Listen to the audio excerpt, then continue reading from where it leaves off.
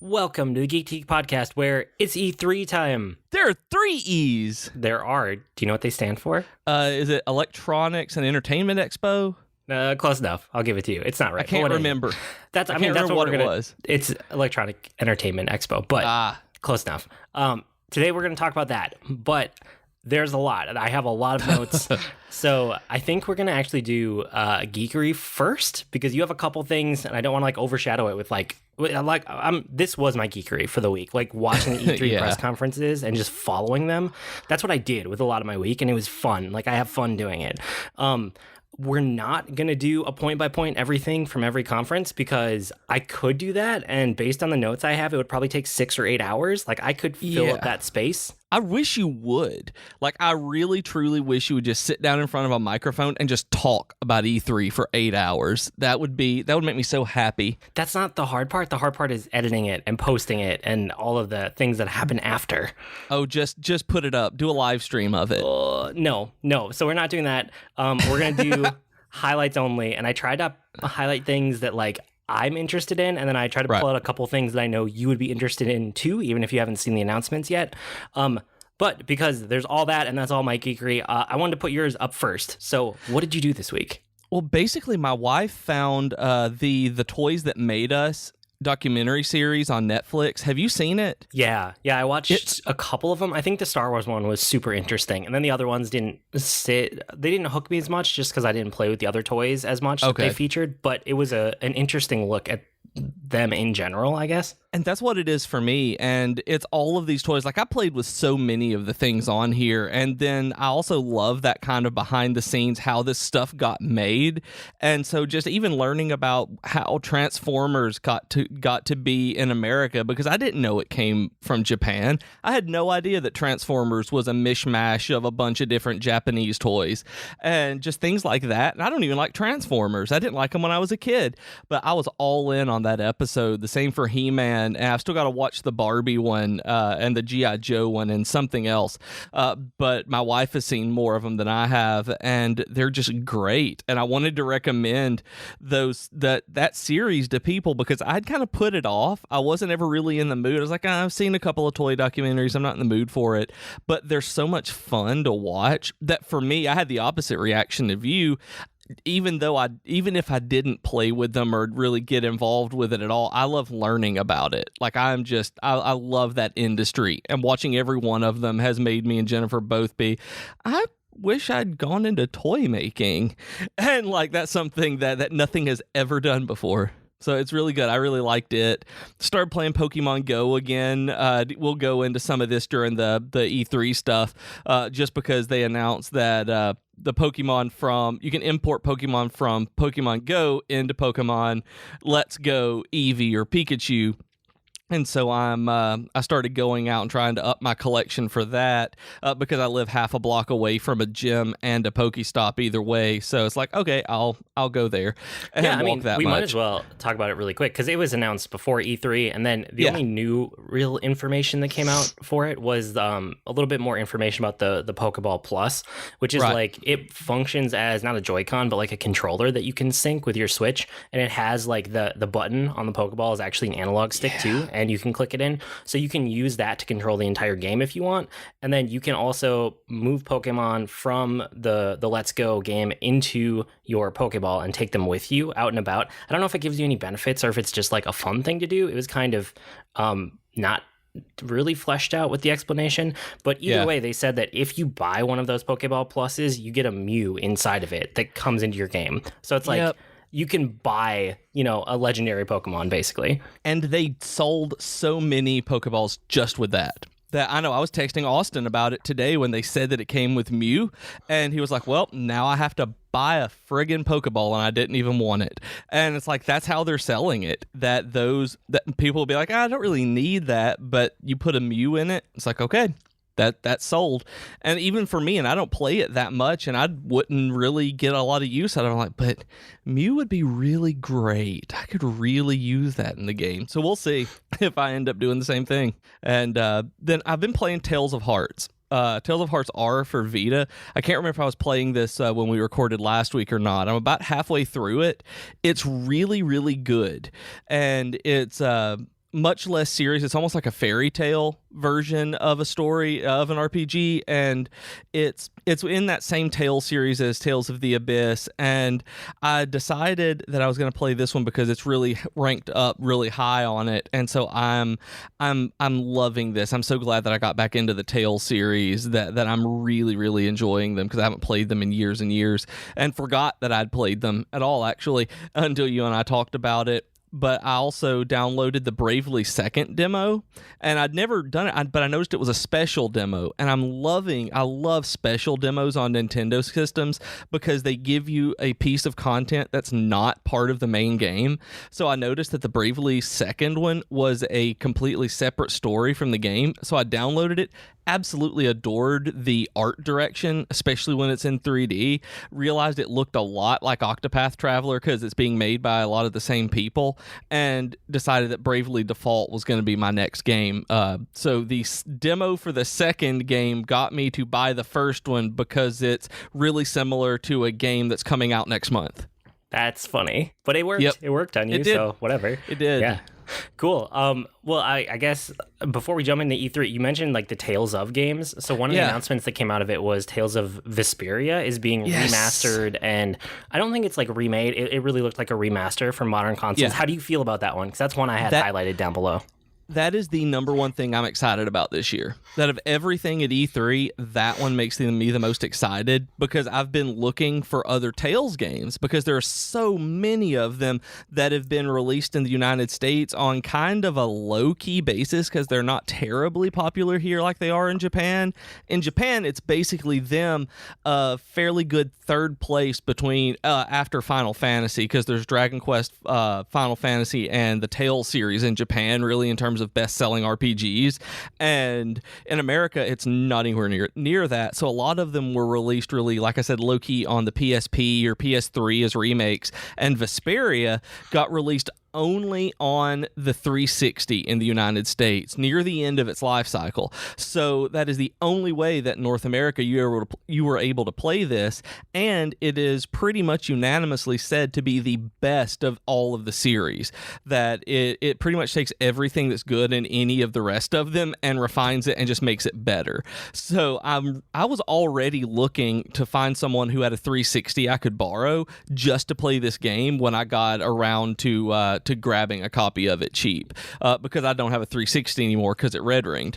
And so when I saw this, that I don't remember if it was you or Austin that texted me about this whenever they first announced it, that it made my day when it was coming to Switch. That at the Microsoft press conference, I think it was you, because you texted me about this during the Microsoft press conference, and they said that they were bringing that one back to the Xbox One, and then the video showed that it was for the Switch and PS4 as well later this year.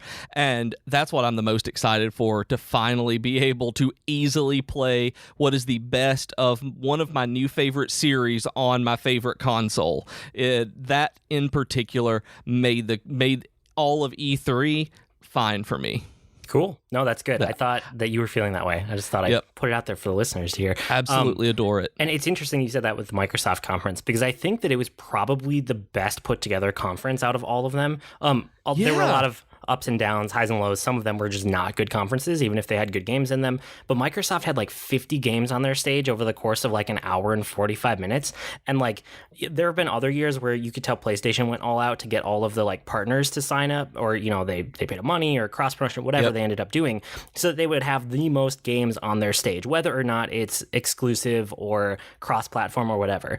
And this year Microsoft did that. So even though most of the games that came out of that I'm excited for are actually multi-platform, it was interesting to see that Microsoft was the one that went for it this year.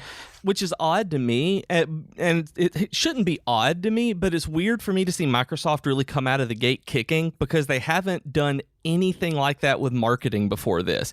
That it really feels like, to me, people who have the Xbox are just the people who liked Xbox before, that they haven't really marketed toward a new demographic, and then so they've just kind of played it safe on a lot of levels, and then all of a sudden on this one they just come out and they're like, okay, we're the ones who are going to own this year, and just blow everybody else out of the water, which they haven't done really since the Xbox One's announcement. Yeah, I mean, it seems like Phil Spencer is like actually serious about getting good games for the system and exclusives. We'll talk about that here in a second when we get to the main topic. Before we do that, this was basically my geekery. So I have a couple other things. I did some Gamefly, I did some Persona. I'll catch up on it next week. I want to get into E3. But don't forget the network. Geektitude this week, they had a great discussion about like evolving your geekery and what that means over time as you become more aware of like society and the implications of things. It was like one of my favorite episodes of that show ever, and it has generated some of the best discussion we've ever had as like a network of people and listeners and stuff. So I can't recommend that episode highly enough.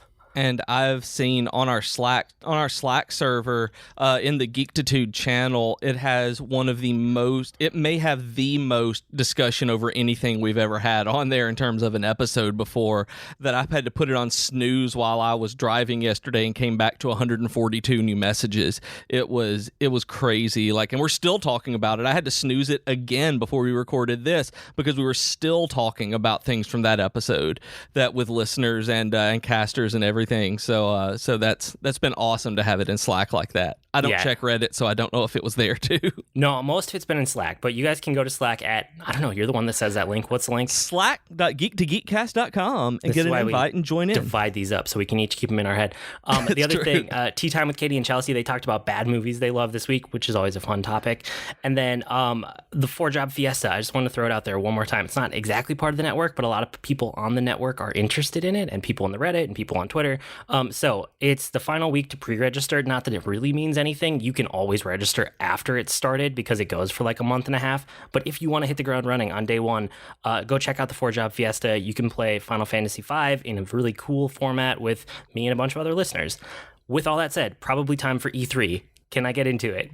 Yay! You're going to get into it. I can't wait. So there were a couple catch-alls that were like leaks beforehand. So I think let's just start there. And I'm probably going to go through conference by conference. I'm not going to hit every single thing. Like I said, I'm just pulling out highlights that I thought would be interesting for you and I to talk about, or that I'm super excited about. And before we do this. We're going through all of these, but we're recording this on Tuesday where E3 is still going on. Are there any conferences that have not been held yet? No, the last conference was today. It was Nintendo's Direct. And then Nintendo tends to, the last few years, they do their Treehouse stream all day for like every day that the E3 show floor is actually open. Yes. So I wouldn't be surprised if, just like the last couple of years, they announce a few more games over the course of the week, but there's no more official press conferences. Okay, I just wanted to make sure because I couldn't remember the schedule so that people would know as they're listening right now which one may get left out. So none of them. Yay! I am probably going to more lightly edit this episode than normal and try to get it out tonight. Awesome. Cool. Yes, just because this is one of the few times a year where it's like timeliness is cool to get it out there for people. That is true. Before it kicked off, Hitman 2 leaked, and you guys remember how much I loved Hitman, and like we did a whole episode on it. Hitman 2 looks like more of the same, but in a good way. It's like a good sequel. They added more stuff in, but I mean, it's what I want, right? It's systems, it's new levels, it's new abilities and new items, weapons, interactions, like all of that stuff. It looks fun. It looks funny in some ways too. It got a release date November 13th of this year, and it's not episodic, so the whole thing's going to be there on day one, which was interesting to see instead of going with the season model that they did last time. But I'm probably gonna pre-order this game, and there's like a free sniper like co-op mission thing that you can get. I mean, you looked at this, you told me about it before I even got to read the article.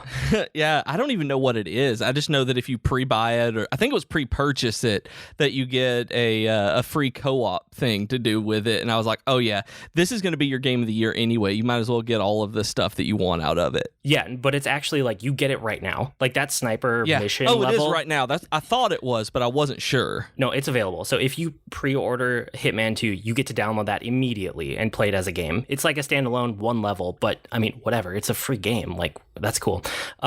Okay.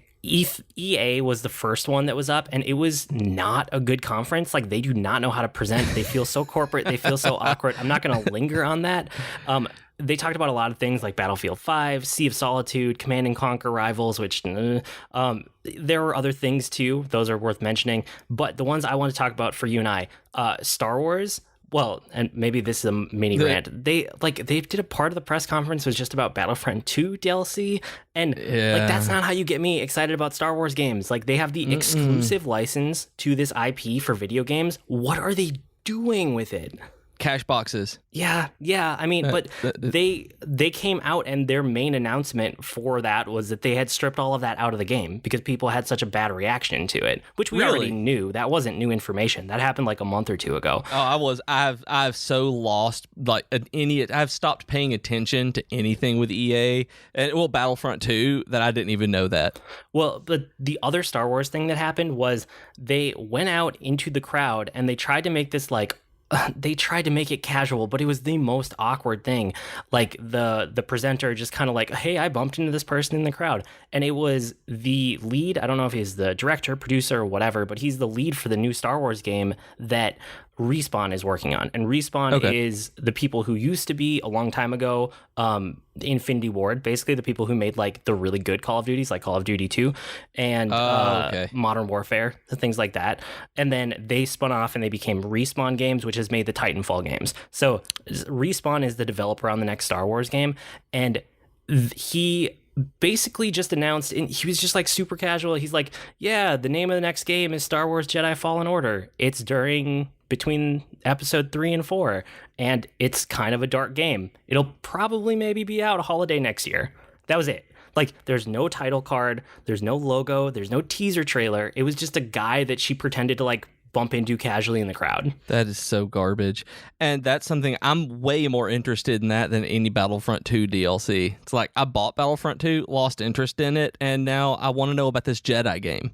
And I'm still not even cautiously optimistic about it because it's EA. Yeah. I just don't, I'm not comfortable with EA. That's the thing. It's like, I don't trust them enough to even get excited to give them my money. Well, and I mean, another thing is like BioWare, what they've done to BioWare, basically, and the latest few BioWare games have not been, they've been very EA, which is making me sad. But I mean, Anthem is the next BioWare game, and that was the other thing I really wanted to talk about from their showcase. And do you remember this one from last year? I know I sent it to you, but it's been a while. I remember you talking to me about this, and then I saw a poster, I think. I don't think I saw the trailer for it, but I saw a few images of this one. Okay, it's like exosuits. They're almost like mini mechs that you wear. But it's a sci-fi world. You know, it's like a squad-based combat. It looks like you can probably do it single player too. But I think the way I summarized it last year, which I still stand by, is it's what we thought Destiny was before we actually played Destiny. Yeah. Do you remember? Okay. Yep. So it's that, but it's a BioWare game. So they had another teaser trailer. They had a little bit of gameplay, like a good 5-minute demo. So there was a little like flying around, and then there were a couple packs of enemies that they took on as a group. They did a dev interview, and it was kind of a really weird order they did it. They did like the cinematic teaser, and then they just talked to the devs for like 15 minutes before they actually showed gameplay. They probably should have swapped those two around, where they showed gameplay first and then talked about the game, because so that they could have called back to the gameplay and been like, hey, did you see this? Well, and everybody on my Twitter timeline was like, just show us the game, please. Because at that point, they'd been talking about it for, you know, between the teaser and the actual interviews for like 20 minutes, and they hadn't shown any gameplay yet. So it was just frustrating. Yeah. But, you know, there's new details. So they want this to be a game where they can add story for years to come. So it's kind of that, you know, software as a service model that everybody wants to move to, the Infinity game that everyone's after. But with that being said, I'm still excited for more single player BioWare stuff. And they also said that like the single player portion is in the city. So there's like cities, at least one, there might be more, but there's one that they've announced. And it's basically anytime you're out in the world, you can run into other people. You can instance with other people, you can group up with people. But whenever you go back to the city, it's completely single player. So everything you do can have an impact, can matter, can affect the city permanently. You're not going to have some rando walk up and like mess up your version of your city and your NPCs. That's for me right now, is I'm so not in the mood to play online games, and I guess it's because Destiny 2 put more of a bad taste in my mouth about this kind of game that I'm really hesitant on Anthem, probably more now than I've been toward an online game like that in a long time. If it wasn't BioWare, I probably would be a lot more hesitant. I still am going to give them the benefit of the doubt because I really have liked BioWare games over the years. Yeah. If there's another one or two that aren't good, they're going to lose that goodwill from me. So, I mean, we'll see. But, like, it's an open world. It's multiplayer. It's PvE only. There's no PvP. And that actually makes me really happy, too. There are 4 suits. They call them javelins, but it's like different classes. And there's like persistent things that you can carry from one to the other. So you can legitimately have a bunch of different build outs over time. Okay. And then they announced it's coming out February 22nd, 2019. So it's not all that far away. That's like what, 6 months? Or no, 9 months? 9, 8, yeah, ish.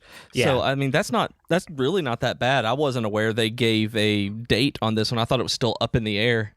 Yeah, so I mean, I'm honestly still interested about it, but maybe a little bit less so after how like poorly this kind of showed off in the conference. Yeah. I mean, I've been hearing impressions from journalists that are there, and that makes it sound better than anything in the conference did, which is sad, but this is the state of EA conferences. So, yeah. I mean, this was a bad press conference, but on the other end of things, EA is good at making money, right? Like, of course, it doesn't really matter what they show here because no matter what, they're good at making money with the licenses they have, the deals they have set up, the yearly installments of the Maddens and like FIFAs of the world.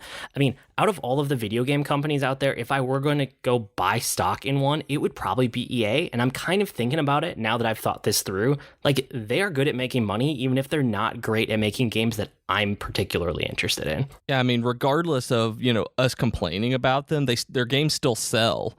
They get those initial numbers off of them, whether they have the residuals or not. Yeah. I mean, Battlefront, the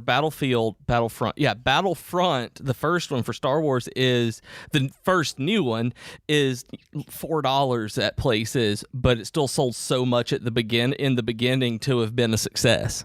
Well, and like FIFA and Madden Ultimate Team, and like they've figured out how to monetize their series and do yearly installments. Like, they know what they're doing, but like, that's kind of it for the EA press conference. So if we jump ahead to the Microsoft one, they announced a little bit more Fallout 76 information. Like, it's West Virginia, it's confirmed. It's 4 times bigger than Fallout 4, but it was really just a tease for the Bethesda information. So we'll save off talking about that one until a little bit here. But honestly, like, this is where the most Kingdom Hearts 3 information came out, was right away with the Microsoft conference. The main thing that I got out of it was all of the different worlds that are now confirmed, which has just kind of been hinted at before. So we know Frozen, Wreck-It Ralph, Monsters, Inc., Tangled, Hercules, Toy Story, Pirates of the Caribbean, and then you just wrote Big Hero 6, which I had forgotten about that one. And then there was something that was Ratatouille, but it was unclear if that was just a summon or if that was actually like a world. Did you ever see the result of that? I saw a lot of people talking about it being a world, but that's all I've seen. I haven't seen any of the others because all of their summons in this one are based on rides.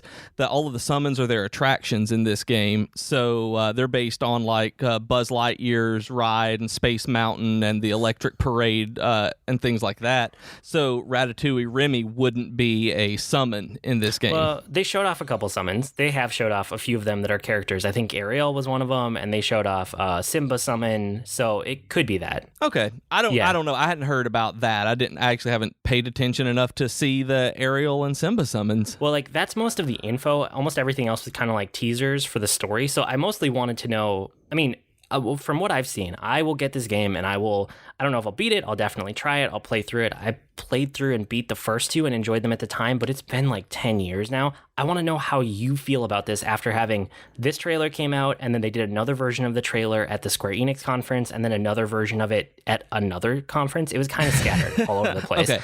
But like, how do you feel about Kingdom Hearts 3 after all of these things came out? Okay, so yesterday was the Square Enix conference, right? Yes. Okay, so that's what I'm thinking of. So this morning, I woke up to text from Austin about Kingdom Hearts 3 and the Square Enix conference. So we're talking all morning, and he's a huge Kingdom Hearts fan as well. So we're basically going into a huge complaint session of everything that's wrong with Square Enix. And one of the things that I'm really excited for Kingdom Hearts 3. And what makes me a little less excited the more I see it is that they're taking the battle system and they're making it more and more and more complicated until where right now it looks like it's Final Fantasy 15's battle system. Like, and I know Nomura is on it, and I know that they are influenced by one another. The combat systems are, but I don't like Final Fantasy 15's combat. That is the weakest part of the game to me, and I don't want Kingdom Hearts to have something that is not fun like Final Fantasy 15's combat was. So I'm really hoping that they don't ruin that part of the game, because I like the combat in other Kingdom Hearts games, especially Birth by Sleep and some of the later ones with Dream Drop Distance and stuff.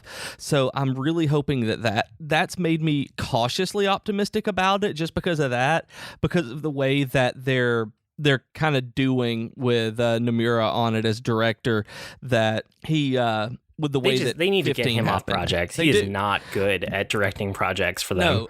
And that's what Austin and I were talking about this morning, is that what my hope is that Kingdom Hearts 3 is really awesome and it's great, and we can love it as much as we love any of the others in the series. Even if we don't love it as much as we did the old first ones, whatever it is, I'm hoping it's a good game. But I'm not really thinking it's going to be exceptional, because it feels almost like a 15 development hell kind of thing. And at the same time, they need to get Nomura off of there, and I'm hoping that things like Octopath Traveler and that team, and there are people who are doing like Nier Automata and or Automata, I don't even know how to pronounce it, to be completely honest, and all of their side teams that are making these fantastic games that people really, really enjoy, that aren't the major flagship titles like Kingdom Hearts and Final Fantasy. I'm hoping that they actually take those people and move them into things like Kingdom Hearts, where we'll see real innovation in it, as opposed to what they've done with kind of intermingling Final Fantasy and Kingdom Hearts combat and kind of moving them back and forth to refine the other. But in terms of the worlds that we've got, I'm really excited for everything except for Pirates. And I know you sent me the message last night about Pirates of the Caribbean, and I hate it. Like, you're like, I didn't know you hated Pirates. And it's like, I straight up hate Pirates of the Caribbean because of where it is right now. Like, I liked the first movie, and I thought the second movie was okay. And everything past that, to me, is complete garbage.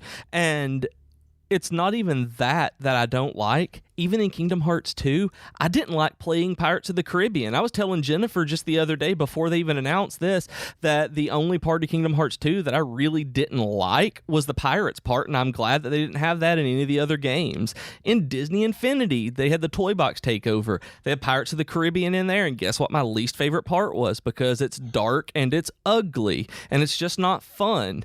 And I know you and I have also talked before that I don't like Pirates, which is one of the reasons that, like, Sea of Thieves or something didn't appeal to me, but just I don't like it, and that's the only part that I'm really dreading, because once I saw the trailer for that particular world, it does not look fun to me.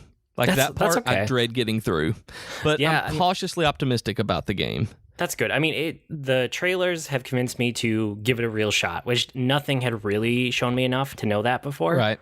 Yeah. And there's one part of it that has made me really excited for, because I want to see it. At the end of the main trailer, I think it was the new one that they did at the Xbox conference or the Microsoft conference, they had Aqua as an evil, heartless as a shadow Aqua, and she was one of the main characters in Birth by Sleep, and then the transition fragmentary passage that they had in 2.8, and she's evil, and she has the evil Xehanort eyes, and she's my favorite character in those. She's fantastic, and so I'm excited to see what they did to turn her evil. Like, it's part of the story that I want to know what happened, because all of the trailers have had these side characters that people don't know from the main trilogy or the main games, but we're in all of the side games, and I'm really excited because I know now how they all tie together and who they are. So I'm watching it and I'm like, oh my gosh, oh no, Aqua has Xehanort eyes, and so I'm invested in that part of the story, at least, because I want to know what happened to my favorite character.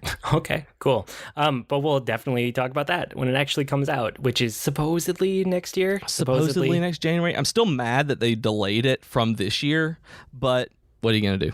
Yeah. And I mean, I don't think this game is out on the date, but there were a ton of games that got the release date of February 22nd of 2019, which is just, it's hilarious how many different games were given that. Like, I think people remembered, or they thought the last few years, like the winter, early months of the year have been pretty empty, so like people could have theoretically released games and gotten a lot more traction, but enough so not people everybody have finally figured it out that everybody's doing that, which is just funny to me. I think one of the big stories out of the Microsoft, there were so much at the Microsoft one. Like I said, it was multi-platform stuff.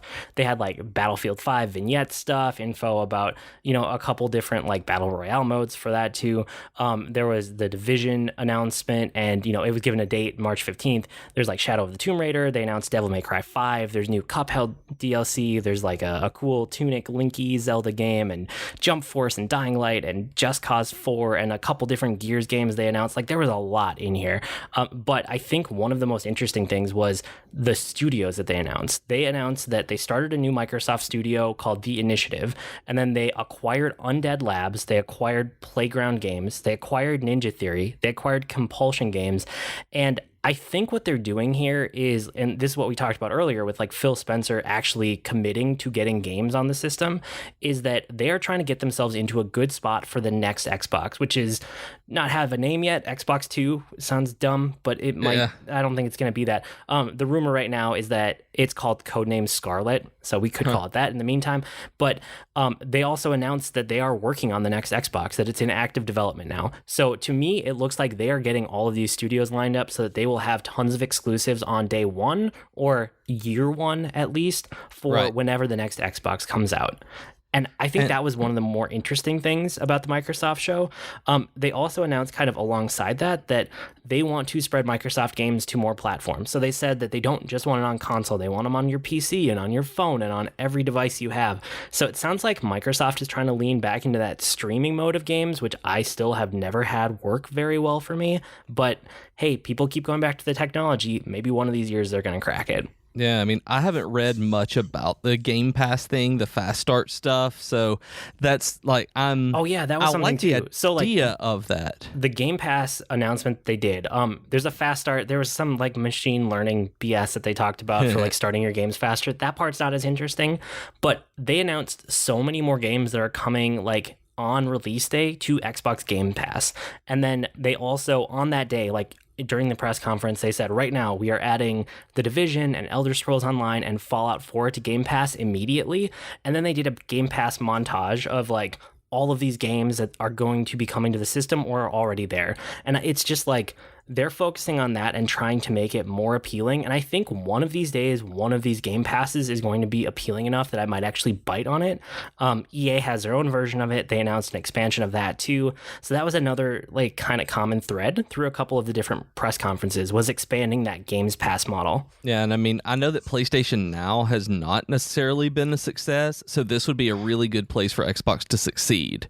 That I know zero people who have ever subscribed to whatever it is, PlayStation Now. My brain stopped right then, which is the same kind of program that they have for this. That's the same kind of thing that Game Pass is. Yeah, but I mean, it'll be interesting to keep an eye on those going forward, Game Passes and stuff. And then I thought it was cool that they announced Battletoads, even though there was no information. There was just some voiceover, but a new Battletoads game coming next year. I didn't see that. That's awesome. Yeah, so Battletoads 2019. I don't know. We'll have to see what it's like. And then there's the other huge thing that I'm super excited for is Cyberpunk 2077, which again, it's not an Xbox exclusive, but I really liked The Witcher 3 after I kind of I didn't crack the game, but I went into the console commands and I upped my level to max because I just wanted to experience the world. But I played through enough of The Witcher 3 to be like, this team knows what they're doing. They know how to build a world.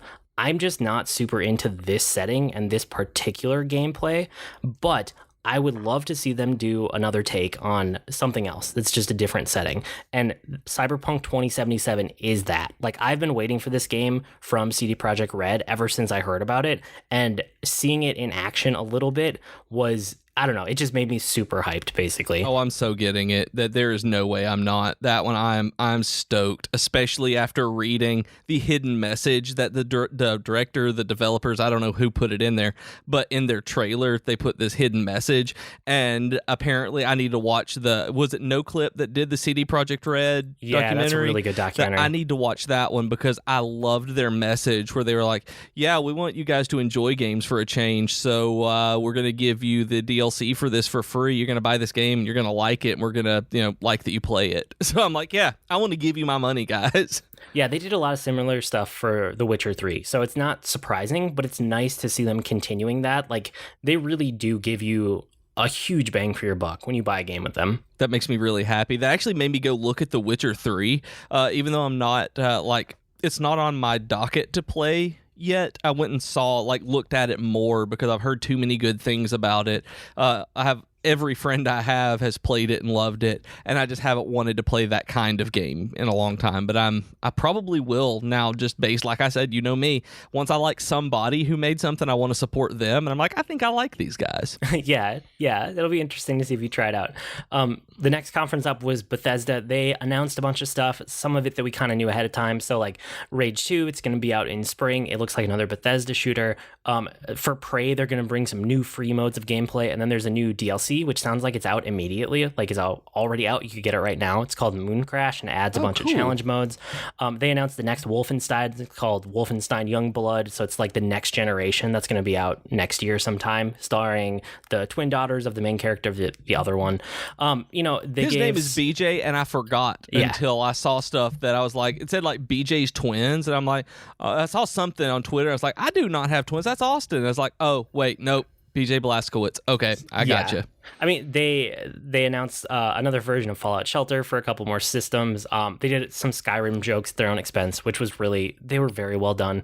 And one of them is out on Alexa right now. They made a version of Skyrim for Alexa, which is hilarious to commit to the bit that much. But the things I wanted to talk about, the Elder Scrolls Online, they had a guy come out, they talked about the community update. And then I started talking to my friends on Twitter and in Slack about it. And I don't know how all of the changes to this game snuck by me, but it is not the game that got panned at launch. It is like... Oh, no, it's great. No, I've heard... Now that I've actually, put my brain back into paying attention to it, and something about this press conference just made me reach out and, ask my friends about it. It sounds like a game that I could really be into, so... I'm not focusing so much here on the new announcements as I should probably get back around to this game was my thought. I have told you that. Well, yeah, but so has everybody, and I kind of wrote it off as just another MMO, and it's not, apparently. It's really not. That it's one of those that I bought. I haven't bought any of the expansions or anything for it, but just playing it, it's way better than it was at launch. That I hated it at launch, and I go back and play it now. Okay. That just here and there. I mean, it's a good game now. I watch streams of this, for goodness sake, whenever I see somebody in Twitter have one up. I don't do that. So it's like, oh, I want to see what's going on in Elder Scrolls Online right now. It's like, takes a good game to make me want to do that. Yeah. Fallout 76 was up next, and Fallout 76 was... this is probably one of the most interesting games of the show to me. Not E3 altogether, but of the Bethesda show. And I'm definitely interested in it. So there are improved graphics. It actually looks really great. It's 4 times bigger than Fallout 4. It's set in West Virginia. It's multiplayer, but they said you can play it single player also. But we have to get more information around that, I think, before we truly understand what it means. There's a wide open world. They said there's no server that you'll ever see, and there'll only be dozens of real people in one game world at a time, not hundreds or thousands. So it's not MMO. It's more condensed, more not quite squad based, but smaller, more focused, even though it's a huge amount of space that there is. The Vault Tech videos they had with it were great. I always love Vault Tech videos. One of the things about it being online and being this style of game, I don't think there's any VATs in it, which was always one of the most interesting parts of Fallout. The whole VAT system for combat. So it's all real time because it has to be, because it's an online game. And that stinks because what I've played of New Vegas, that was one of my favorite parts. Yeah, VATs is cool. I'll miss it, but I mean, they're probably developing Fallout 5 somewhere in the future. It'll come back around. And they announced a couple other things. You can build wherever you want, and then you can pick it up and move it to wherever you want. So you're not locked in to a place like you were in Fallout 4. There's a photo mode. There's a collector's collector's edition map with glow in the dark, which was kind of funny. There's a beta coming soon, which is not typical for Fallout, but they really wanted to test it, so that's cool. And so they announced that there are multiple nuclear weapon sites on the map that you can do whatever you want with, and they are active nukes, which doesn't really exist on a large scale in the Fallout games. I mean, there's like what's it called, the little brother? I always forget what it's called. There's a rocket launcher that's basically like mini nukes. That's kind of funny. Yeah. But I mean, these are like actual nuclear warheads, because this game takes place only like 20 years after the fall of all the bombs. So there's still some like active nukes out there. So they said that because they're always such like a systems driven game, they put some nuke sites out there. You and your friends can find the activation codes and do whatever you want with them. So you can nuke giant areas of Fallout, and then you can go into them and get a bunch of loot from it, which is kind of funny and very interesting. Nice. Like that, I don't know why that alone makes me more interested in it, but it does. Yeah, and my brother basically said, I want to nuke stuff with you for peace. Like, it's like, it doesn't really fit, but it sounds perfect. And they announced it's out November of this year, which I love when they do that with Bethesda games. When they announce it, like, we only found out about this like a week ago when they let us know ahead of time, and it's already out this November, which is fantastic. Yeah. That's great. I didn't know that there was a release date on that one. I'd seen a lot of the other stuff on it, but somehow the release date just went past me. Yeah. They also announced the Elder Scrolls Blades, which they said they made it as an iPhone game first. Like when they started working on Fallout Shelter, this is the other game they started working on at the same time. They said it's iPhone first, but it's a pure Elder Scrolls game. So they wanted to make a mobile experience, but like console quality graphics, console quality experience. You could play it in portrait mode, which is something that I think a lot of mobile devs overlook, but that's really, really cool. Like I appreciate whenever a dev gives me that ability. Me too. Okay, cool. And there are a bunch of modes to it. There's Abyss, which is like a roguelike. There's an arena, 1v1 combat. There's Town, which is a main mode where it's more like questing and like traditional Elder Scrolls. And the setting is that you are a member of the Blades, like the top agents of the Empire, and you're basically trying to like rebuild a town after it had lost its grandeur or whatever. But what they said, which is this one's interesting, they're bringing it to every system they can, and they want all the systems to be cross-play connected with each other. So it's coming for free this fall on iPhone and iPad, and then they said after that, it's going to come to everything else. They're like, it's going to be on Android, it's going to be on all the phones, all the tablets, on PC, on VR, on all the consoles. Wow. So it's like they're dedicated to like putting this game out there for everybody, even though it's like iPhone and mobile first. That's really cool. Yeah, I did not see that. No, it was a surprising announcement, and you can register for like early access right now or pre-order it, which is weird because it's free. But I guess you pre-order and then it just shows up on your iPad, downloads automatically, or your phone. With that being said, then they went on to do a couple giant announcements that barely have any information. So they announced the Elder Scrolls 6 officially, finally. Right. So they're working on it. It's going to come eventually. So if people were like disappointed by Blades, this was, in there for them. Now, didn't they say that was a next generation game instead of a current generation, that'll be on the next Xbox or next PlayStation? No. If you listen to the exact language, they kind of hint at it, but they didn't say directly. Okay. I couldn't remember. I knew that somebody had said that, and I just hadn't seen or anything or heard anything about it, but that was just in my mind because of that. So the one that they did say is next gen, and whether they mean like step forward or the actual next generation of consoles is their new IP. So it's called Starfield, and this is the first new Bethesda Studios IP in 25 years. Like, they've been spending such a long time with Fallout and Elder Scrolls and all their other games. Like, this is the first time they've done a true new IP in that long. It's crazy. What about like Rage and Dishonored? A lot of those games were acquisitions or other studios that work for them. This is like an actual Bethesda Studios game. Okay, I didn't know that. Bethesda is a developer, but they're also a publisher. So this press conference is them as a publisher bringing all of their studios that they publish up to the stage. Okay. But this IP announcement was actually them as a developer announcing the IP. Do you know what I mean? Yeah, I got it. I didn't actually realize they worked as a publisher as well. Yeah, so a lot of the other games like Doom and Prey and like all of the other ones, Dishonored, those are all other studios under them, but those aren't actually like Bethesda studios. Okay. So next up was Square Enix, and I don't really want to talk about anything in there because it was pretty much a flop. You're highlighting the fact that Final Fantasy XIV has a Monster Hunter crossover. I guess that's kind of interesting. But I want to know, I didn't watch it, so I know that we talked about it. You said it was a flop, and we've kind of covered everything that we have to say about it. Like, everything in here was covered in one of the other press conferences. So there's really no point in talking about this one. But yeah, there's a crossover event with Monster Hunter and Final Fantasy XIV. So we'll see what that looks like. Did they say any details about it? Because all I saw was just a little like teaser trailer with logos and an X. Yeah, and I was like, okay. There wasn't much. It was basically what I wrote down there. Like, there's and not... I'm sad they didn't announce anything about the Dragon Quest XI. The Dragon Quest XI Switch version.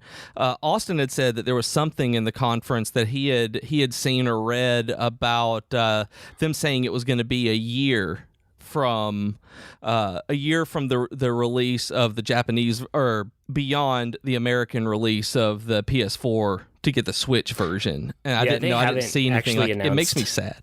They haven't announced anything yet. Like, they're holding off on any of that information for the moment. So there's rumors. He probably heard a rumor, something like that. Yeah, because I hadn't seen anything. It's like, I know they're doing it because their marketing manager said they were in a video that I was watching, and I love that. I'm glad it's coming, but it's like, I would wait 2 or 3 months to play it on the Switch, but I'm not waiting a year when I can just grab it for the PS4 right now. Yeah, exactly. Well, in September, but... Well, in September soon. So Ubisoft was next. They talked about Beyond Good and Evil 2 without any actual information. It was like pre-alpha gameplay, and it was another cinematic trailer. This game has been dragging out forever. There's The Division 2, which had a cinematic trailer. It's set in Washington, D.C. If you're a fan of the first Division, it looks like there's a bunch in this game for you. And then they kind of touched on their Mario plus Rabbids DK thing. They had a band at the same time. I don't know why. And they talked about the Crew 2 beta is later this year. For Honor is free right now. So if you've ever wanted to get For Honor, you can go get it, I think, on PC for the next week for free, and you get to keep it forever. They're adding new modes in October. And then they announced Starlink Battle for Atlas. It's going to have some Star Fox content, which is kind of funny. That's that like Toys to Life game where you can attach things while it's on the controller from last year. Yeah. So those are the quick hits. The ones I wanted to dive into here are Skull and Bones and Assassin's Creed Odyssey. And Skull and Bones, I know you're not a fan because you don't like pirates, but they had a cinematic trailer. They said that Indian Ocean is the setting because the Caribbean's too full, or they can't do pirating in the Caribbean anymore. It's too civilized now.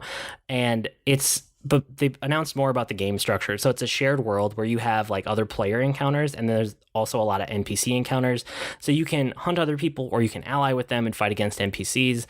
There was a cool gameplay trailer, and like, I was already pretty convinced that this game was going to be for me, and it still looks like it's going to be for me. It's basically all of the good like pirate ship parts of Assassin's Creed Black Flag if they had been taken away from the Assassin's Creed game series and then just been worked on for years. Like, that's what this game is. You can tell by looking at it. So I'm definitely interested. It's out in 2019.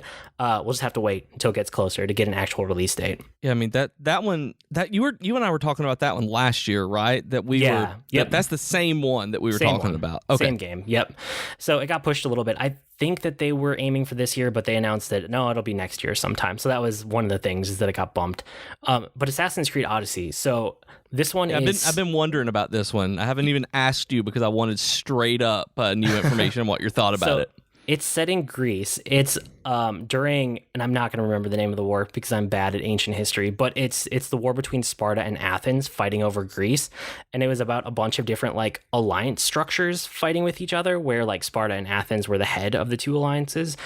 So you play a mercenary in that space. So you're not necessarily allied with one or the other. You can kind of flip back and forth depending on who you're fighting for and when, and which like subdivision of which alliance, you know, like what island are you on and who are you teaming up with. So it looks like there's a lot of choice in there, which is fairly interesting. That being said, it's in the same vein as Assassin's Creed Origins. They said that they're trying to go full-blown RPG with choices that matter. It has dialogue choices, which is a first for the Assassin's Creed series. They said that your ship will be your home base, and that your avatar, you can either choose the male avatar or the female avatar. So it's kind of like what they had done with Syndicate. And but it's to a more extent, like you have more freedom than that. And you know, there's conquest battles, so like big battles between clashing armies, because that's kind of the setting that they put it into. There's romance options, so they're trying to steal a little bit of BioWare's thunder, since BioWare is really not doing that anymore. But all of it makes it look like Origins was kind of like a half step. It was like a half measure, and that this might be all the way there for what they're thinking that the future of the Assassin's Creed series is. I think that makes me like it more. Like, now that I can set my expectations, now that I've gotten over the hurdle of like, this isn't my Assassin's Creed, I hate it, you know? And like, I went back and I played that game to the point where, it's okay. I think now that I can adjust my mindset, I can probably actually enjoy this game in a way that I wasn't able to with Odyssey. It's still not... I don't understand how they can make an Assassin's Creed game without making instant assassinations. Like, the whole point, it has assassin in the name, and they said, yeah, but since it's an RPG and there's levels, we're still not going to guarantee you a stealth kill if you can sneak up on someone, unless you are a high enough level compared to them. That part of it is going to bug me forever unless they fix that. But if I can get over that little bump, I think that this game could be good for me, and I might enjoy it, and it looks more interesting to me than Egypt, just because Egypt was not a good setting for Assassin's Creed. I'm worried about Greece being the same way, with it not being nearly tall enough for you to jump around on like you want. Well, I don't know. It's islands, and it's structures built on top of islands. I mean, I think that it's not just flat desert. So right. It should be better. I hope it's better. And it's out on October 5th, so it's out this year, which is cool. That's great, too. I didn't realize that it was out this year. I thought it was the next year one. The PC conference had tons and tons of announcements, but I didn't think a lot of them were super interesting. I wanted to highlight a couple. So Satisfactory looks like a first-person version of Factorio, which is really cool. Like, I don't think it's the same developer. It was kind of unclear, but that game looks interesting to me. So I will definitely be checking that out. There's a game called Sable, which was like an open world exploration game. So there's no combat in it, which is actually really appealing. And that's really cool. A lot of these I can just talk about and you guys can get a feel for it from like description or because you know the name. I would actually recommend looking at a video of Sable because it has a graphic style that I literally can't describe. Like, I don't know how to describe the graphics in that game, but when you look at that and you look at the tone they're going for, and then they talk about the fact that it's only exploration, it's not combat, like, it's truly just an open world exploration game, and I love games like that. So yep, I see. You can't describe that. Yeah. So I'll be checking Sable out. The other one that I have to highlight is called Maneater. It is an open world shark RPG with a full single player campaign. Sign me up. I want that game. I want to be a shark. I want a shark skill tree. I want to go eat people. I want to eat alligators. I want to be a badass shark, basically. Okay, that's what I was about to ask you. I read in the notes that it was a shark RPG, an open world shark RPG, and I didn't know if that meant like you were an oceanographer. You are a shark. You are a shark. Okay. We are going to be sharks. We are going to play that game. We are. We're playing that together, and we're going to eat all sorts of stuff together. Yes. Awesome. The Sony conference was last night. Oh, we're catching up. Good, because we're approaching an hour already. The Last of Us 2, there was too much banjo. It was weird. The structure of the Sony press conference was weird this year. They had musical interludes. There was a guy that came out and played banjo for, it felt like forever. It was probably like 3 minutes. So live banjo. It was a live banjo when we were just waiting to watch the first game. Anyway, it was a strange conference, but Last of Us Part 2, I like the first one. I will definitely be trying the second game. It looks more brutal than the first one, but also it has that emotional payload at the core. So it's basically like the first game. You have to be in the right headspace for it. But if you are, it's a fantastic game. But if you're not, stay away from that game. They're brilliant. Like, the first one is brilliant. And that was a game I'd never realized. I've only ever watched it because I don't like playing those Naughty Dog action games like we've talked about. But I love watching Last of Us. And it's one of those few games that even just watching makes me hold my breath when going for something and get legit scared when something goes on or really affected by it when I'm not even involved. It is great, and I cannot wait to watch someone play this game. Yeah, I'm excited for that game. I mean, they announced a bunch of other, some announcements, some trailer, some teases of games we already knew, but stuff like Tetris Effect, Days Gone, Twin Mirror. There was Beat Saber, which is coming to PlayStation VR. There's some Destiny 2 DLC they hit on, a new game from Remedy called Control. There's a Resident Evil 2 remake, which was kind of like out of nowhere for me. There's more Kingdom Hearts information in this one, and then Neo 2 is on the way. And there's a new game from Software, so if you're a Souls fan, there's like a VR game coming from them. But none of that was really what they spent time on. They spent time on the 4 core games. So Last of Us Part 2 is one. Ghost of Tsushima was the second one. And again, there was way too much bamboo flute in front of this one. The musical interludes were really awkward. But it's a game set in Japan. It is beautiful. Like, we are finally hitting the stride of this generation, right as they're talking about developing the next generation of consoles. But this always kinds of happens, you know? The games that you get towards the end could just be amazing. Like, this game is beautiful. Like, if you are interested in it at all, go watch the trailer of this one too, just because like it feels like a samurai epic, you know, in a way that I've never seen a game quite like it before. You're a samurai. It's set during the Mongol invasion, and it looks like you're wandering around trying to, I don't know what. They didn't really say, but you are definitely a samurai, and it definitely has a tone that it's trying to strike, and it strikes it very hard in a good way. It is one of the prettiest PlayStation 4 games I've seen. It's basically like twice as pretty as Final Fantasy 15, and I'm wondering how normal PlayStation 4s will be able to play it without being a PS4 Pro. I don't know, but it looks fantastic, so I'm all in for that game. Death Stranding was one of the 4 that they highlighted, so this is the next Kojima game. It looks still like sci-fi, and it's Norman Reedus, and it looks like you might be like a delivery guy in this weird future, whatever's wrong with the world going on, but you will take things from point A to point B, I'm guessing, because almost the entire trailer was him walking from point A to point B. We don't actually know what this game is yet, so can't really spend a ton of time on it, except to say that I watched everything they put out there from the show, and it is oddly compelling. Like, I'm more interested in this game than I've ever been in any of the Metal Gear Solid games or any Kojima game before. Okay. See, I liked the original Metal Gear Solid, and then I never could get into any of the others, so I'll have to see what you think about this one when it comes out. Yeah, we'll end up seeing. I'll definitely keep an eye on it for sure. Spider-Man was the last pillar game that they showed more of. I mean, I'm still so excited for this one. It looks like they're going for like a Sinister Six style thing based on the trailer that they showed during the press conference. But this is still one of my most anticipated games of the year. Actually, it might be my most anticipated game of the year because, as we'll talk about in a minute, they delayed Fire Emblem into next year, which I'm sad about. But I really want to get my hands on this game, and I'm really excited for it. What do you think after seeing it? Because this is the reason you bought a PS4. Oh, I am so definitely getting it. It's just sad that it comes out at the same time that Dragon Quest is. I'm sure that I will beat Dragon Quest and then buy this one. Okay. Cool. Because it looks amazing. That I was texting Austin about this on while we were setting up, and I said that I'm really excited for it because it's the Arkham games with Spider-Man, and it still is, and that's going to be awesome. Yes, I'm super excited for that game. Only a couple months away too, which is fantastic. Yeah. Nintendo was the last press conference. This was just a few hours ago, really, at this point. Xenoblade Chronicles 2 DLC got announced. Is that something you're going to pick up? Yeah. Oh, yeah. Okay.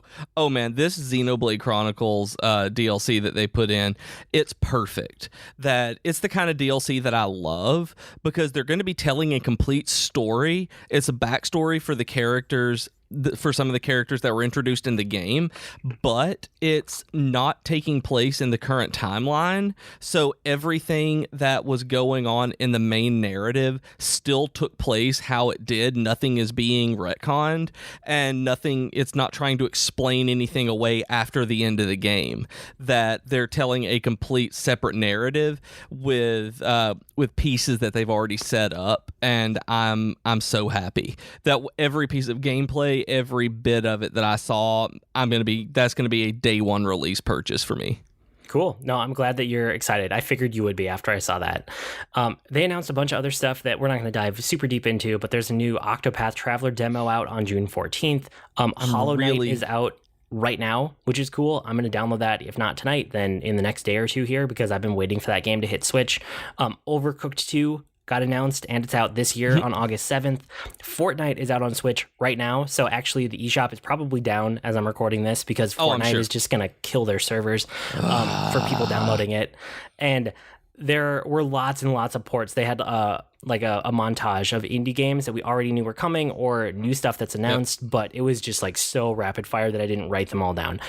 The other couple main ones, though, that we wanted to talk about. So we talked about Pokemon Let's Go, the Pikachu and Eevee already. That's out on November 14th. There's a new Mario Party on Switch called Super Mario Party, and it looks cool. My kids are going to eat this one up. And the fact, what really got me, and I'm going to eat this one up. You say your kids are going to eat this one up. Like, I immediately thought that this is going to be something that me and all of my friends are going to be playing together. That, especially when they were showing that you could take 2 Switches and line them up side by side, lying on a table, and use them like a board game, like board game pieces, like board game. I don't even know what you call them. The boards for a board game, you use the actual Switch itself and manipulate how they are connected to each other. I'm all in on this Mario Party. I'm so excited for this to come out. I'm excited because it's always fun to play those games with my kids. So I'm excited on their behalf, because it's also a game that I know they'll probably go back to for like years, because they still play the last Mario Party that came out on the Wii U. So nice. They love those games. The big thing of the day was Super Smash Bros. Ultimate got officially, well, it was announced, it was teased earlier this year, but we got a bunch of information about it. The key thing about it is that every fighter that's ever been in a Smash Brothers game will be in this game, which is just, it's crazy that they did that, and I'm so glad they did. It feels like they needed to do this at some point to just put everything into the game. So it looks like it might be every single fighter ever and every single stage ever in a Smash Brothers game, all in this one. Like, they put everything into the game. And they spent a lot of time talking about like reworking all the fighters, and they showed off a couple of new fighters. So the Inkling that we were hinted at, and then Ridley from Metroid, both of those were shown off. They announced a GameCube controller support and amiibo support, just like the last game basically, and they gave it a release date of December 7th this year, so we kind of knew it would be their big game of the show. I'm excited for this game because I don't really do fighting games. This is the one, fighting, or quote unquote fighting, depending on how you look at it, game that I enjoy is Smash Brothers. So to get everything ever from all of them put into one package, like, yes, I'm in for that. It's going to be a great game, and I'm never going to play it. I do not like Smash Brothers games. I've tried over and over to like them, and I'm glad that other people are really excited about this. I wish that they hadn't spent as much time as they did on the conference, because, I mean, they got to the point where they were telling you what buttons you had to press for some of this stuff. Like, they went into so much detail on this, I was bored, because they went through every single character, every single stage, all the final moves, and or whatever they're called, final smashes, and then they at one point they actually told us what button to press, and I was like, oh my goodness, this is not an E3 announcement, because I wanted more of other games that we were expecting, like Metroid Prime 4 or Yoshi, and we didn't see anything from them. And that was the part that I was sad about. This is what the Smash Brothers community eats up. Like, this was for those people. It's a console seller. I mean, this is marketing. They're going to sell so many Switches with this game and Pokemon Let's Go that it's going to be absurd how much those are going to sell systems. Like, I'm not really a part of the Smash Brothers community, despite kind of loving that game. But, like, those people who are part of the community, that's what they want. They want to know, like, what exactly did you change for this one? And tell me everything about it that's different from the last one. Like, give me every detail, because I need to know. That's those kind of people. And I'm sure that they love this announcement. You're right. Even for me, even liking the game, they spent way too long, like, talking about the intricacies when they probably didn't need to. But it was their big feature of the show. It's what, they're letting everybody play. There's tons of information on, like, Treehouse stream about it already. But I want to cover that one second to last, so that we could talk about Fire Emblem last, because the new Fire Emblem got way more details besides just having a title card. Unfortunately, it got pushed to 2019 spring, which I'm sad about, because they said it was going to be out this year, and it was, I think, my most anticipated game of the year. I'd have to re-listen to our episode, but it was right up there. It's called Fire Emblem Three Houses, and it's not top down anymore. Like, they redid I mean, the battle system, I bet, is very close to the same, but the way they've chosen to display the battles is very much for like a console instead of a handheld top-down abstracted. Like it's like, you know, they still had the squares, but you're down in the battlefield. There's a bunch of other characters with you. It's not just a one-on-one fight. It's like two groups fighting. Like I'm in, like I want this game so bad. I mean, obviously, I've talked about it a bunch, but I saved it for last because I wanted to know, you're interested in this game? You're finally interested in a Fire Emblem? Why? Like, what did you see here that did it for you? Well, I was already looking at getting it. Like I was already, because of how much you love these RPGs that or these games, I guess, that I wanted to know more about. I wanted to play them. And then I saw this one in motion, and it looked like the turn-based combat, the strategy, the tactical strategy combat was fast-paced. The graphics looked fantastic. They were that kind of cel-shaded Xenoblade Chronicles 2, Ni no Kuni 2 style of graphics, which I love. And it showed that you were able to run around as your character in the world, as opposed to just having like cutscene snippets and then going into a new battle map, like a lot of strategy RPGs are. And I don't know if the old Fire Emblem games were like that or not, but just seeing all of that together with being able to have some kind of exploration and having it be more of an engaged tactical battle, I guess. I'm more hesitant than anything about the groups fighting, because I'm afraid that's going to make it, because they did Fire Emblem Warriors, that I'm hoping it's not going to be just hack and slashy like that, but I don't think it can be with it being tile strategy. But like, no, I don't think it is. It didn't look like it to me. It looked like a strategy game that they just probably added some new thoughts to, new strategy, new tactics, new something, because they showed off a couple things where like you could change the formation that like your group of characters was in, but I still think at the core it's going to be that Fire Emblem combat. Yeah, and that's what I'm looking forward to. I love those games. I've been excited for it, for this one, not like you have, but to see what they are putting together for it, that because I wanted to know what the Switch was going to be for it, and it looks great. That just everything about it looked awesome, and I will probably pre-order it whenever it gets a little bit closer. Cool. Yeah, I'm glad that we're both psyched for that one. Anything else in the Nintendo conference? Because I know that was probably the one you were most excited for, that you wanted to talk about. The Octopath Traveler demo that's coming out, they're doing it in 2 days, so it comes out on Sunday. That's not in 2 days. That's not Sunday. That's Thursday. This is Tuesday the 12th. Yeah, and Thursday. And so that's Thursday. Thursday is when it comes out. I don't know why I thought this was Friday, but it's coming out on the 14th, and I'm hoping it's the special demo. I'm hoping that because they have a history with that development team of doing the special demo with the Bravely Second, that this is the special demo for Octopath, because one of the things that's kept me from playing through the entire original demo was having to retread that story in the main game. And so I'm hoping that this one connects to the full game itself that comes out in a month. Because I don't really like playing, nobody likes playing the same parts of RPGs over and over again. So that's what I'm hoping for, because it's pretty. I like it. I want to play the new demo. I just want to get extra free stuff and things like that from it too. Cool. I think that was all the E3 press conferences. We hit all the highlights I wanted to. So, I mean, to wrap up, I'm excited for, the Nintendo stuff, so Super Mario Party on Switch, Fire Emblem 3 Houses whenever that actually comes out, the Super Smash Bros. Ultimate. I'm psyched for Hitman 2, for Fallout 76, Anthem, Elder Scrolls Blades took me by surprise, but I'm there for it. Starfield, I'm super excited to see what they do. Of course, Elder Scrolls 6 whenever it comes out. The Skull and Bones and Assassin's Creed Odyssey, Ubisoft, you've got me with those. Satisfactory, I don't know a whole lot, but I'm going to try it out. Maneater, I want to be a shark. And a shark RPG, sure, why not? Shark RPG. Yep. Last of Us Part 2, Ghost of Tsushima, and Spider-Man. Spider-Man is like looking fantastic. All of those I'm psyched for. But I mean, I think one of the interesting things that I'm walking away from, all the press conferences with, is that the new gen of consoles is already top of mind with a lot of these people. So I bet a bunch of games that have been announced that don't actually have dates yet, or just have like a target area, whatever. Probably nothing that we've seen that even has 2019 on it, but a lot of games and a lot of the studios that we know are working on stuff are going to be for PS5 or Xbox 2, whatever we want to call it. Scarlet, I think Crimson, I don't know, whatever they decided to co-name it. Xbox 2 is probably easier.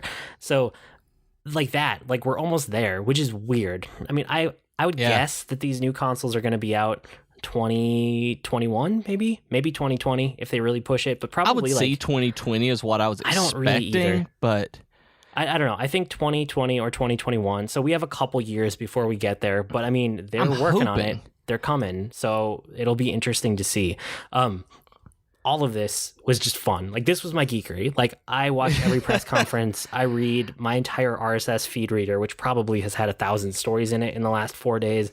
Like, I love this stuff. Obviously, this is what I geek out on. So, and thank you for indulging me with an E3 episode. This is one of those E3s where I got super excited about it, and maybe it's because that's where my head is right now. Maybe it's just everything else in life right now being so stressful that I want to fall in on this. But I was so excited to see just everything that was coming out. Like, there was nothing mind-blowing about it. There was nothing that they announced this year that was like 5 years ago when they announced Final Fantasy 15 and Kingdom Hearts 3 for the main time, when they gave the gameplay of 15 and the trailer and that first peek of Kingdom Hearts 3. Like, that was the last time I've really gotten excited about E3. But I totally see why you follow all of the press conferences now, where it was just great. It's like waking up one morning and seeing Elder Scrolls 6 was announced and going and just watching that trailer and being able to think and talk about it. Just that kind of thing was awesome this year. Seeing people complain that it's just going to be Skyrim 2 and that the Bethesda's a sellout, and seeing the internet be the internet was great. And seeing Elder Scrolls Blades, finding out from you like this, and like, I didn't know there was going to be a new Mario Party this year. That makes me really excited and I did not expect it. Just this E3 made me really happy, and it's weird that like Tales of Vesperia coming on the Switch is what makes me the happiest. But it's just, I think this year it's just those small things, like these titles that we can have fun with, kind of like Hitman 2 for you is like, yeah, and Maneater, where it's like, this is not a major game, but it's something that we're going to put a lot of time into and have a great time. And that really feels like what this E3 was, that it wasn't anything, they weren't busting any blocks, but they were, see what I did there? But they're, it's more of the same until you get to those really, really, really awesome highlights like Sable and Maneater and Vesperia and Mario Party and just cool stuff like that. And Ghost of Tsushima being so pretty, things like that. Yes, I'm glad that we did this. So I'm glad that you kind of are starting to see the edges of like why I follow the horse race of E3. It's just, there's something about being there at the same time as everybody else reacting to the same news I find so fun. So I am going to try to do a very light edit of this episode and get it out tonight. So we should probably wrap up. Well, I have one question for you. Oh, go ahead. Okay. What was the one thing that you wanted to be announced this year that you were expecting or hoping for that didn't happen? Because I was hoping for Persona 5 Crimson or something like that on the Switch, where they would have ported it. Since there's a PS3 version, that I was hoping that they would have been able to get that one like they did Persona 4 Golden. So I didn't know if there was something that you were just hoping for that really hadn't even been discussed by the company before. I think all of mine were like unreasonable. Like, it would blow me away if they got announced, but I didn't actually expect it. So like, if they had come out, probably these are the two that I didn't actually think they were going to happen. But if they came out, I would have been so happy about it and excited. Persona 6, because right. Now that they have a new engine developed for PS4, they can turn those games around faster. A lot of the time that went into it before was like engine creation and moving to next-gen consoles. Now that that's done, they could hypothetically turn around the next Persona game a lot faster. So if Persona 6 had been announced, would have blown me away. The other one that would have done the same thing is if they had turned around a new Zelda game in a year. The same way that they had turned around so fast from Ocarina of Time to Majora's Mask. If they did something like that with Breath of the Wild into the next one, I would have been so psyched for it. But again, And I didn't think either of those were going to happen. Yeah, and I was kind of hoping for the Mother 3 translation for like what would be Earthbound 2, that there was there's always a rumor that it's going to be announced for Switch at every E3, but it's not been in English yet, and so people were talking about maybe this year, and that didn't happen. So no. That rumor is always out there, though. But it's always there. I always hope for it because I want to play it. So yeah, maybe someday. Maybe you'll just have to get that ROM and fan translate it, or translate it yourself since you're learning Japanese. We'll see. Yeah. Okay. Well, you guys can write to us with comments, suggestions, or feedback. Our email address is geek2geekcast@gmail.com, or reach us on Twitter @geek2geekcast. We also have longer discussion threads on our subreddit at reddit.com/r/geek2geekcast. And we're on Slack too, like we mentioned earlier. So go to slack.geek2geekcast.com for an invite. And remember, like we said before as well, we're also part of a podcast network, and all of the shows can be found at geek2geekcast.com. I blog at agreenmushroom.com, and you can find me at grnmushroom. That's green mushroom without the E's on Twitter. You can find me on Twitter as @Professor Beej. We've been Void and Beej with your Geek to Geek podcast. That'll do it for this week. See you next week, geeks. 3 E's, people. There are 3 E's.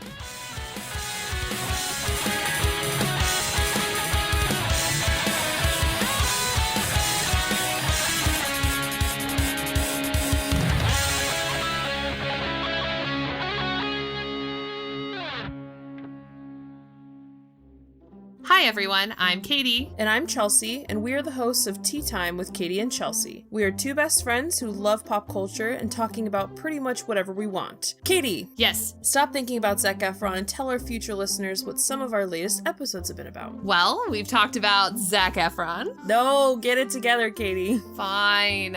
We've talked about fan fiction, classical literature adaptations, favorite TV couples, and so much more. So grab your cup of tea or whatever your drink of choice is and download our podcast today.